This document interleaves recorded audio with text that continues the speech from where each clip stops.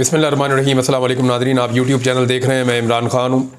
Supreme court of Pakistan में सूरत हाल जो है वो बहुत हौलनाक किस्म का डेडलॉक है जहाँ पे पहुँच गई है, और ये डेडलॉक क्या है इसको समझने की ज़रूरत है। देखें, हुआ ये है कि सारी चीज़ें ठीक डायरेक्शन में चल रही थी। ऐन उस वक्त हुकूमत ने एक ऐसा हथकंडा इस्तेमाल किया जो ना कानूनी तौर पर दुरुस्त है, ना इखलाकी तौर पर दुरुस्त है। हुकूमत ने प्रोसीजर एंड प्रैक्टिस कमेटी के अंदर जो है वो जो इसका एक तरीक़ाकार था, जो उसका एक एक्ट था, उसके अंदर तरमीम कर दी, और तरमीम करके कादी फ़ायद ईसा साहब को ये इख्तियार दे दिया कि 3 सीनियर जजेस बैठें। इसके बजाय आप ये करें कि अपनी मर्ज़ी का एक जज बैठा के तो आप 2-1 की अक्सरियत से जो चाहें आप बेंच बना लें। तो एक डिक्टेटर जैसे इख्तियारात कादी फ़ायद ईसा साहब को दे दिए हुकूमत ने। अच्छा, इस मामले के ऊपर जो कमेटी के एक और मुस्तकिल मेंबर हैं मंसूर अली शाह साहब, उन्होंने एतराज़ कर दिया। उन्होंने कहा जी मैं तो इसके अंदर नहीं बैठता। और उन्होंने जो तहरीरी तौर पे एतराज़ किया, उन्होंने कहा जी एक तो ऑर्डिनेंस हंगामी बुनियादों के ऊपर, कैसे हंगामी बुनियादें हैं ही नहीं, ये अचानक जारी कर दिया गया और चंद घंटे के अंदर ये सारी कार्रवाई की गई। जुमेरात को प्रैक्टिस एंड प्रोसीजर कमेटी का इजलास होना था और जस्टिस मंसूर अली शाह और जस्टिस मुनीब अख्तर दोनों अवेलेबल थे। कादी फ़ायद ईसा साहब उस दिन जो है वो गायब थे, वो नहीं आए। जुमे वाले दिन जो है चंद घंटों के अंदर पहले कैबिनेट, फिर सदर और फिर कादी फ़ायद ईसा, इन तीनों ने एक एक्टिविटी की और उसके नतीजे में जो तरमीम की गई वो लागू हो गई और जस्टिस मुनीब अख्तर साहब बाहर हो गए। और उनके बाद जो है बाकी जजेस को छोड़ते हुए नीचे से जस्टिस अमीरुद्दीन खान साहब को कादी साहब उस कमेटी के अंदर ले आए। मंसूर अली शाह साहब ने कर दिया उसका बाइकआउट। अब हुआ ये है कि ये जो तरमीमी ऑर्डिनेंस है जिसके तहत कादी फ़ायद ईसा साहब को एक बहुत बड़ा और ताकत का इख्तियार मिल गया है, इस ऑर्डिनेंस को बार बार चैलेंज किया गया।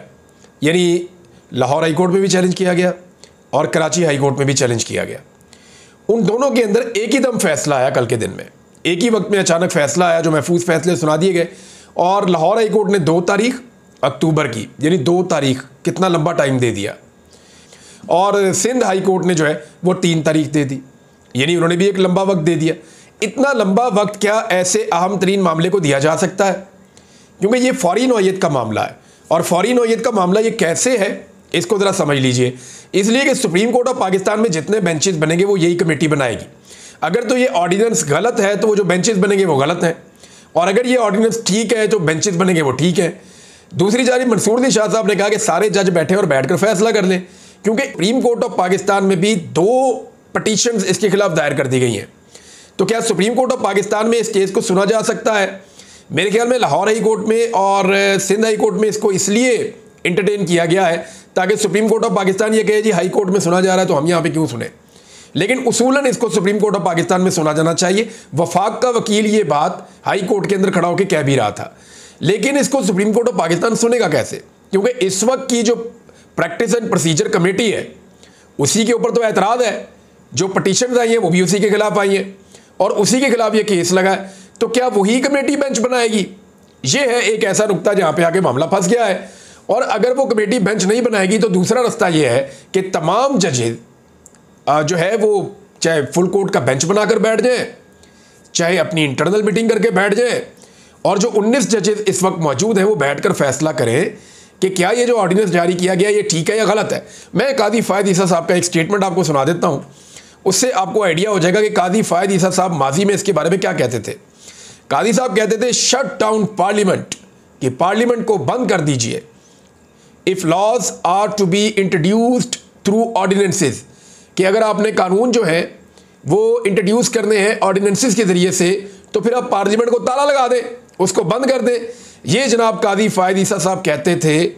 और ये जो स्टेटमेंट है कादी फ़ायद ईसा साहब का, ये पुराना है, यानी 2019 में सितंबर 24 2019 में ये छपा हुआ है। और कादी फ़ायद ईसा साहब उस वक्त इस तरह की बातें करते थे कि जनाब आप तो कोई ऑर्डिनेंस जारी नहीं कर सकते। और फिर इन्होंने कादी साहब ने बाद में 2022 में एक फ़ैसले में लिखा कि बहुत ही हंगामी सूरत-ए-हाल हो और पार्लियामेंट सेशन में ना हो और हालात को बहुत अजीबो-गरीब हो तो फिर आप ऑर्डिनेंस जारी कर सकते हैं। लेकिन यहाँ पे कोई हंगामी सूरत-ए-हाल नहीं थी। हंगामी सूरत-ए-हाल क्या है कि हुकूमत की सारी तवज्जो और हुकूमत की सारी उम्मीदें वो 30 सितंबर को जो फैसला आ रहा है या जो केस लग रहा है उसके साथ वाबस्ता है। वहाँ पे कादी फ़ायद ईसा साहब ने एक ऐसा बेंच बनाया हुआ है जिनमें 3 जजेस काजी फायद ईसा साहब के हम ख्याल हैं, और उनमें एक जज वो है जो एडहॉक जजेस तैनात किए गए थे, उनमें से एक को ले आए हैं आईनी नौयत का मुकदमा सुनने के लिए। सिर्फ उसमें जो है वो जस्टिस मुनीब अख्तर साहब को रखा गया है अपोजिशन के लिए। अब मामला ये है कि अगर वहाँ पे 30 सितंबर को ये केस लगता है, अव्वल तो इसमें कुछ लोगों से मेरी बात हुई, वो ये कह रहे हैं कि जस्टिस मुनीब अख्तर साहब इसमें उठ जाएंगे और ये बेंच टूट जाएगा, फिर दोबारा बेंच बनाना पड़ेगा। लेकिन अगर दोबारा बेंच बनाना पड़ेगा तो प्रैक्टिस एंड प्रोसीजर की वही कमेटी बैठेगी और बैठकर दोबारा बेंच बनाएगी। तो अगर वो दोबारा बेंच बनता है तो फिर काजी साहब दोबारा एक ऐसा बेंच बना देंगे जिसका फैसला जो लोग कह रहे हैं वो तो यही कह रहे हैं कि वो हुकूमत के हक में आ जाएगा। हुकूमत चाहती क्या है? हुकूमत यह चाहती है कि इस पार्लियामेंट में जितने भी MNAs हैं, चाहे उनका ताल्लुक फजल रहमान साहब की पार्टी से है, चाहे उनका ताल्लुक जो है पाकिस्तान तहरीक इंसाफ से है, चाहे उनका ताल्लुक किसी भी पॉलिटिकल पार्टी से है, उन सबको मजबूर किया जाए ताकत के ज़रिए से, लालच के ज़रिए से, ज़ोर ज़बरदस्ती, अगवा के ज़रिए से, फैमिलीज़ के अगवा के ज़रिए से, कारोबार के मामलात को दबाने के ज़रिए से। क्योंकि इस वक्त हुकूमत को कोई नज़र नहीं आ रहा, हुकूमत अंधी हुई है ताकत के नशे में, और ताकतवर उसके साथ खड़े हुए हैं, लिहाजा वो किसी का भी बाजू मरोड़ देते हैं। तो ताकत का इस्तेमाल करके जिस मर्ज़ी को दबाकर उससे वोट लिया जा सके। देखिए इस वक्त बहुत सारे जो MNAs हैं उनका जब बाजू मरोड़ा जाता है तो वो ये कहते हैं जी वोट दे नहीं सकते, अगर देंगे तो हम तो वोट काउंट भी नहीं होगा सर, फ़ायदा कोई नहीं है, और आपकी खातिर तो हम अपनी MNA की कुर्सी भी कुर्बान कर सकते हैं साहब, लेकिन वोट ही काउंट नहीं होगा, आपको क्या फ़ायदा होगा, तो आप हमें छोड़ दें अल्लाह का वास्ता। इस तरह लोग अब कर लेते हैं। लेकिन तब क्या होगा, वो कहेंगे जी ठीक है आपका वोट तो काउंट हो रहा है, आप वोट डाल दें, आपको दोबारा फॉर्म 47 पे जिताकर हम इसी असेंबली में पहुंचा देंगे। अब हुकूमत की पूरी तवज्जो इस पे है कि किसी तरह फ्लोर क्रॉसिंग का रास्ता खुले, हॉर्स ट्रेडिंग का रास्ता खुले, किसी तरह धोस धांधली, ताकत, जबर, जुल्म और फस्तायत का रास्ता खुले। और वो रास्ता कौन खुले? जनाब काजी फायद ईसा साहब, क्योंकि उन्होंने अब बेंच बना दिया है एक ऐसी मुतनाज़ कमेटी में बैठकर जिसके ऊपर सीनियर तरीन जजेस ने अपने तहफ़्फ़ुज़ात का इजहार कर दिया है। तो ये मामला जो है वो अब ये सूरत इख्तियार कर गया। इसमें एक चीज़ और भी हुई काजी फायद ईसा साहब के साथ जिसके ऊपर आपको सबको मजम्मत करनी चाहिए। देखिए ये क्रिस्टीज़ डोनट्स है, एक बेकरी है इस्लामाबाद में, यहाँ पे काजी फायद ईसा साहब अपनी फैमिली के साथ गए थे और वहाँ पे एक सेलमैन ने उनके साथ बदतमीज़ी की और उसकी वीडियो भी बनाई। अच्छा वो यानी बहुत सारे लोग सोशल मीडिया पे इसको शेयर कर रहे हैं क्योंकि लोगों को ये लगता है कि काजी फायद ईसा साहब के दौर में ख़वातीन के साथ बड़ी बदतमीज़ी हुई है, ख़वातीन के साथ बड़ा जुल्म हुआ है, इंसानी हकूक़ की बदतरीन खिलाफ वर्जियाँ हुई हैं, औरतों को सड़कों पर घसीटा गया है, औरतों को जेलों में बेगुनाह डाला गया है, जुल्म और जबर का बाजार गर्म किया गया है, लिहाजा काजी साहब डिज़र्व करते हैं। लेकिन देखें दूसरी जानिब एक चीज़ हमें और देखनी पड़ेगी। हमारे मुआशरे में आपका कोई बदतरीन भी दुश्मन होना, तो जो ख़ानदानी लोग होते हैं वो ये कोशिश करते हैं कि अगर जनाना साथ उनके मौजूद हो तो फिर वो ये कोशिश करते हैं कि अवॉइड करें, पीछे हट जाते हैं कि छोड़ दो इस वक्त, इसको जाने दो, ख़वातीन साथ हैं। तो काजी फायद ईसा साहब के साथ जो हुआ वो काबिल मज़म्मत है, ऐसा नहीं होना चाहिए था और इस तरह की चीज़ों की हौसला शिकनी होनी चाहिए। लेकिन दूसरी तरफ काजी फायद ईसा साहब को भी ये सोचना चाहिए कि ऐसा क्यों होता है। यानी वो नौजवान ने जो कहा उसकी एक की गलती हो सकती है, लेकिन जिस तरह ये सोशल मीडिया पे फैल रहा है, जिस तरह इसके ऊपर लोग बात कर रहे हैं, ये बताता है कि लोग एक्चुअली क्या सोच रहे हैं और क्या चल रहा है। ये नहीं होना चाहिए, ये नहीं होना चाहिए। काजी फायद ईसा साहब को देखना चाहिए कि बाकी घरों में भी ख़वातीन हैं, जो बाकी ख़वातीन हैं उनकी भी इज़्ज़त है। इस मुल्क में खातून सिर्फ शरीफ ख़ानदान की या जरदारी ख़ानदान की नहीं होती। इस मुल्क में जो ख़वातीन हैं वो बाकी सबके ख़ानदानों की भी ख़वातीन हैं, उनकी भी चादर और चार दीवारी का तकद्दुस है। तो काजी साहब के दौर में जितनी इंसानी हकूक़ की खिलाफ वर्जियाँ हुई हैं वो भी एक रिकॉर्ड है। लेकिन इस तरह के वाक़यात जो हैं उनको जस्टिफाई नहीं किया जा सकता और करना भी नहीं चाहिए। बहरहाल इस वाक़े के बाद से लेकर अब तक जो है वो लोग धड़ाधड़ वहाँ पे जाते हैं और जाके वो डोनट्स खाते हैं और उसकी वीडियो डालते हैं। नाज़रीन, जस्टिस आलिया नीलम साहिबा जो हैं उनके हवाले से बार बार ख़बरें आती हैं और अब तो ख़बर ये आई है कि उनके आने के बाद, यानी मेरी चंद लोगों से बात हो रही थी, उन्होंने कहा 4 चीज़ें बहुत तेज़ी से हुई हैं। 4 चीज़ें ऐसी हुई हैं जस्टिस आलिया नीलम साहिबा के आने के बाद जिनकी तवक्को नहीं की जा रही थी और ये अजीब है। मैंने कहा जी आप मुझे बता दें। उन्होंने कहा जी एक तो एक बेचैनी है अदलिया के अंदर और कुछ इख्तलाफात जो हैं वो रिपोर्ट भी हुए हैं, छोटे मोटे इख्तलाफात हैं, मीडिया के ऊपर ऐसे ओपनली रिपोर्ट नहीं होते लेकिन इख्तलाफात की खबरें मौजूद हैं, लाहौर हाई कोर्ट के हवाले से उन्होंने कहा। दूसरा उन्होंने कहा जी कि जो ATC के जजेस हैं जो बहुत तेज़ी से केसों के फैसले सुना रहे थे और केसेस मनतकी अंजाम की तरफ पहुँच रहे थे पाकिस्तान तहरीक इंसाफ के, उनको जो है वो ट्रांसफ़र कर दिया गया। दूसरी चीज़ ये हुई इसका पाकिस्तान तहरीक इंसाफ को नुकसान हुआ। तीसरी उन्होंने कहा कि जब से आलिया नीलम साहिबा आई हैं अचानक से पाकिस्तान तहरीक इंसाफ के जितने भी मुकदमा चल रहे थे वो बहुत स्लो डाउन हो गए, यानी उनके ऊपर जो फैसले हैं वो बहुत स्लो हो गए, चीज़ें बहुत नीचे चली गई, बहुत स्लो हो गई हैं, जिसकी वजह से एक बेचैनी भी है वकला में भी और कोर्ट्स के अंदर भी है, यानी कि ये चीज़ें क्यों स्लो हो रही हैं। और चौथी चीज़ जो उन्होंने रिपोर्ट की वो बड़ी खौफनाक है। वो ये है कि शुरू में आपको याद होगा एक रिपोर्ट किया था, कुछ जर्नलिस्ट थे, उन्होंने ये कहा था और ये दावा भी किया था, हमने भी ये बात बताई थी उन्हीं को कोट करते हुए कि आलिया नीलम साहिबा डट गई हैं और उन्होंने कहा कि मेरे से पहले वाले chief justice of Lahore high court जो हैं वो जो 6 जजेस देकर गए थे उनमें से जिन 4 को आप तब्दील करना चाहते हैं तो इलेक्शन कमीशन को हम बता रहे हैं कि हम नहीं तब्दील करेंगे। लेकिन फिर उसके बाद जब आलिया नीलम साहिबा ने टाइम गुजारा तो अब पता चल रहा है कि उन्होंने मुलाकात की चीफ इलेक्शन कमिश्नर से या उनके इलेक्शन कमीशन के अमले से, और उस मुलाकात के बाद जो है वो उन्होंने अपना फ़ैसला तब्दील किया और 4 रिटायर जजेस जो हैं उनको हाजिर सर्विस जजेस की जगह लगा दिया गया। यानी अब ये रिपोर्ट हुआ है, मुख्तलिफ जर्नलिस्ट ये बात बता रहे हैं और लगातार ये रिपोर्ट हो रही है। इसके ऊपर पाकिस्तान तहरीक इंसाफ ने भी बात की है कि इलेक्शन कमीशन को अपनी मर्ज़ी के जजेस मिल गए हैं। तो अगर इस तरह के जजेस मिल गए हैं तो फिर तो पाकिस्तान तहरीक इंसाफ की जो सीटें हैं, जैसे पहले फार्म 47 जाली देकर छीन ली गई थी, फिर तो ट्रिब्यूनल्स के अंदर इंसाफ भी नहीं हो सकेगा। क्योंकि इलेक्शन कमीशन अगर आप बोलें तो इलेक्शन कमीशन का मतलब यह है कि धांधली, इलेक्शन कमीशन का मतलब यह है कि anti Imran Khan, election commission का मतलब यह है कि पाकिस्तान तहरीक इंसाफ की दुश्मनी।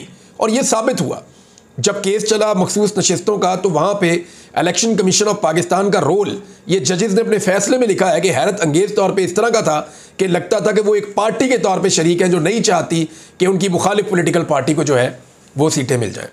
तो अभी भी उनका यही रोल है। 7 मरतबा वो बैठे, उन्होंने आपस में मीटिंग्स की हैं, बार बार मुलाकातें की हैं, उनको सिर्फ एक हुक्मनामे पर अमल करना है। यहाँ एक मुंशी से ज़्यादा किरदार उनका नहीं हो सकता। सुप्रीम कोर्ट के 8 जजेस ने जो है वो मुत्तफ़िक़ा तौर पे एक फ़ैसला दे दिया है। उन 8 जजेस के फ़ैसले पर अमल दरामद के बजाय वो एक के बाद एक मीटिंग, एक के बाद एक मीटिंग करते चले जा रहे हैं। और ये जो सूरत हाल है ये इंतहाई हैरान कुन भी है और परेशान कुन भी है कि सुप्रीम कोर्ट ऑफ पाकिस्तान फ़ैसला करेगी और अमल नहीं होगा। मुझे याद है नवाज शरीफ ने एक दौर में कहा था कि ये इंसानों की बस्ती है, ये हैवानों की बस्ती नहीं है कि यहाँ पे सुप्रीम कोर्ट ऑफ पाकिस्तान एक फ़ैसला करे और उसके ऊपर आप अमल दरामद ना करें। आपको सुप्रीम कोर्ट ऑफ पाकिस्तान के फ़ैसले के ऊपर अमल दरामद करना पड़ेगा। उसके नतीजे में एक वज़ीर आज़म को घर जाना पड़ा था। तो ये नवाज शरीफ साहब की एक्सट्रीम पोजीशन थी इफ्तिखार चौधरी साहब के दौर में। लेकिन अब जब कादी फ़ायद ईसा साहब का दौर है और सुप्रीम कोर्ट ऑफ पाकिस्तान का एक फ़ैसला आ चुका है, तो बतौर चीफ जस्टिस कादी फ़ायद ईसा मुकम्मल तौर पर नाकाम रहे कि अपने सुप्रीम कोर्ट ऑफ पाकिस्तान के एक फ़ैसले पर अमल दरामद करवा सकें। और मुझे इसकी बज़ाहिर वजह ये लगती है कि वो फ़ैसला क्योंकि खुद उस फैसले से इख्तलाफ रखते थे तो इसलिए शायद वो अमल दरामद या करवाना नहीं चाह रहे या फिर वो अमल दरामद ना होता हुआ देखकर उसे बर्दाश्त कर रहे हैं। एक और ये मौलाना फजलुर रहमान साहब ने सहाफ़ियों से मुलाकात की इस्लामाबाद में। अच्छा, इस हवाले से जो है वो नॉर्मली बातें वही हुई जो पहले भी हो रही थी। मैंने 1-2 सहाफ़ियों से रब्ता किया, मैंने उनसे पूछा, समर अब्बास साहब से भी मेरी बात हुई, मैंने कहा जी मुझे बताएं कि एक्चुअली था क्या। उन्होंने कहा जी रूटीन की वही सारी चीज़ें जो मौलाना साहब पहले कह रहे थे। मौलाना साहब ने आइन के आर्टिकल्स बताए जनाब कि ये बहुत प्रॉब्लम हो गई थी जब हुकूमत ये लेकर आ गई तरमीम हमारे पास, तो हमने कहा जी ये चीज़ें तो अब नहीं कर सकते। उसके बाद जरदारी साहब ने और तरह से मिन्नत की, शहबाज शरीफ साहब ने और तरह से की, यूसुफ रज़ा गिलानी साहब ने और तरह से की, बिलावल ने और तरह से बातें की। मौलाना साहब ने वही बातें बताई जो पहले मीडिया में रिपोर्ट हुई थी। मैंने उनसे पूछा, मैंने कहा एक्चुअली मौलाना साहब कहना क्या चाहते थे, कोई ऐसी बात जो उन्होंने हट के कही। उन्होंने कहा जी मौलाना साहब ने ये बताया कि जो उनका अपना घर है ना भाई, जहाँ से वो इलेक्शन लड़ते हैं DA खान, उन्होंने कहा जी वहाँ पे मुसल्लह अफराद गश्त कर रहे हैं और बहुत बड़ी तादाद में कर रहे हैं, और वो ऐसे हैं कि रॉकेट लॉन्चर्स और क्लाशन कोफे लेके जो है वो मेरे घर के सामने से गुजर रहे हैं। इस किस्म की बातें उन्होंने की। उन्होंने कहा जी लॉ एंड ऑर्डर की सिचुएशन बहुत ख़राब हो चुकी है और इस वक्त पाकिस्तान में बहुत ज़्यादा हालात ख़राब है और इस पर वो रियासत और रियासती इदारों को ज़िम्मेदार करार दे रहे थे। उन्होंने कहा कि खैबर पख्तूनख्वा में और बलूचिस्तान में ख़ास तौर पे उन लोगों को इलेक्शन हरवाया गया जो लोग हालात को बेहतर कर सकते थे या ठीक कर सकते थे। तो मौलाना फजलुर रहमान साहब एक्चुअली रियासती पॉलिसियों पे तनकीद कर रहे थे और अपने ऊपर जो उनको ख़तरात हैं उन ख़तरात से भी उन्होंने मीडिया को आगाह किया कि वो कितने दबाव में हैं और उनके ऊपर किस किस्म के ख़तरात मौजूद हैं इस वक्त। तो नाज़रीन, कादी फ़ायद ईसा साहब, मैंने आपको बताया था हुकूमत की सारी उम्मीद इस बात पे है कि फ्लोर क्रॉसिंग वाला मामला जो है वो उनके हक़ में आ जाए। अब ज़रा मैं आपको इसको सिंप्लीफाई करता हूँ। मेरी एक बड़े सीनियर लॉयर है, उनसे बात हुई तो उन्होंने मुझे बड़े आसान अल्फाज में एक चीज़ बताई। उन्होंने कहा जी अपने सुनने वालों को आप ये बताएं ताकि सबको समझ आ जाए। वो कहते ये हैं कि अगर कोई आदमी अपनी पार्टी से बगावत करके किसी और मौक़िफ़ के ऊपर वोट डाल दे तो करना ये है कि वो बंदा जो है उसको डिस्क्वालीफाई आप कर दें सज़ा के तौर पे कि जनाब इसकी सीट हमने ले ली है, सज़ा दे दी है क्योंकि इसने अपनी पार्टी के साथ गद्दारी की है और गलत काम किया है। लेकिन वो जो गलत काम उसने किया है वो वोट उसका गिनती में आ जाए, वो वोट गिना जाएगा। इसका उन्होंने मुझे सादा एग्जाम्पल जो बताया, उन्होंने कहा जी अब फ़र्ज़ करें किसी ने चोरी की है, चोर चोरी का माल ले गया और ले जाके चोरी का माल उसने अपने गुरु को दे दिया, तो चोर को गिरफ्तार करके जेल भेज दिया जाएगा लेकिन गुरु से माल बरामद नहीं किया जाएगा, वो माल गुरु के पास रहेगा और वो जस्टिफाइड है। आपको बात समझ आई? एक लोटा उसको आप चोर समझ लें, उसने अपनी पार्टी से चोरी की और जाकर वोट डाल दिया, यानी अपने गुरु को जाकर, यानी पीपल्स पार्टी, PMLN या बाकी जमातें जो हैं वहां पे जाके उनको वोट दे दिया, चोरी का माल जाके अपने गुरु को दे दिया। सबको पता है कि गुरु के पास चोरी का माल पड़ा हुआ है, लेकिन अब यह नहीं होगा कि चोरी का माल बरामद करके असली बंदे को वापस दें, नहीं, वो कह रहे हैं चोर को हम जेल भेज देंगे, यानी उस लोटे को हम डिस्क्वालीफाई कर देंगे, लेकिन वो जो गुरु है या पीपल्स पार्टी का या PMLN का जो भी गुरु है जिसके साथ भी डील होगी, वो गुरु जो है उसके बाद वो चोरी का माल रहेगा, वो वोट काउंट हो जाएगा। यानी ये तारीख का एक अनोखा तरीन फैसला होने जा रहा है और शुबा है कि ये फैसला इसी तरह होगा, क्योंकि बहुत सारे रिपोर्टर्स और सबका ये कहना है कि ये उठाने का मकसद ही ये है कि ये फ्लोर क्रॉसिंग का रास्ता खोला जाए ताकि आईनी तरमीम करके काजी फायद ईसा साहब को एक्सटेंशन दी जा सके। नाज़रीन, दो छोटी खबरें मैं आपको ज़्यादा दे दूँ। एक तो ये है कि पूरे पंजाब के अंदर बैनर्स लगे हुए हैं कि सेहतमंद पंजाब, और जो वज़ीर आला पंजाब के वालिद हैं मियां नवाज शरीफ साहब, वो इलाज करवाने के लिए एक मरतबा फिर पाकिस्तान से बाहर जा रहे हैं, ये खबरें आ रही हैं। यानी आज इनकी तीसरी चौथी नस्ल जो है वो इक़्तिदार में है, 4 दहाइयाँ इनको हो गई हैं यहाँ पे इक़्तिदार के अंदर। अब तक ये एक ऐसा अस्पताल नहीं बना सके जहाँ पे इस ख़ानदान का इलाज हो सके, यानी ऐसी इनको नायाब बीमारियाँ हैं कि इनका इलाज ही पाकिस्तान में नहीं हो सकता और ये अब तक कोई अस्पताल नहीं बना सके। तो एक्चुअली इनका इलाज नहीं है, वो इनकी इंटरटेनमेंट है, और ये एक हिकमत अमली के तहत जाते हैं, क्योंकि लंदन में रहते हैं, वहाँ सेफ़ रहते हैं, वहाँ पे जाके एक बयानिया बनाने में भी इनको आसानी रहती है, फिर जायदादें और औलाद वहाँ पे है तो दिल भी वहाँ पे लगता है। अब तो एक और चीज़ है नादरीन कि इस वक्त जो अक़वाम मुत्तहिदा में सिक्योरिटी कौंसिल का इजलास और उसकी कार्रवाई हो रही है, और ऐन उस वक्त आप दीदा दलेरी देखें और इसराइल का आप ताकत का मुज़ाहरा देखें कि ऐन उस वक्त वो अटैक कर रहा है गज़ा के बाद लबनान पे। गज़ा में उन्होंने इंसानी लाशों से भरा हुआ एक कंटेनर भेज दिया और ये बताया भी नहीं, उनकी शनाख्त भी नहीं हो सकती। तो इस पे जो गज़ा की अथॉरिटीज़ हैं उन्होंने वो वसूल करने से इनकार किया, जी बताएं पहले ये कौन लोग हैं, कहाँ आपने इनको मारा है, इनकी शनाख्त बताएं फिर हम आपसे लेंगे। कंटेनर भर के उन्होंने लाशों का दिया।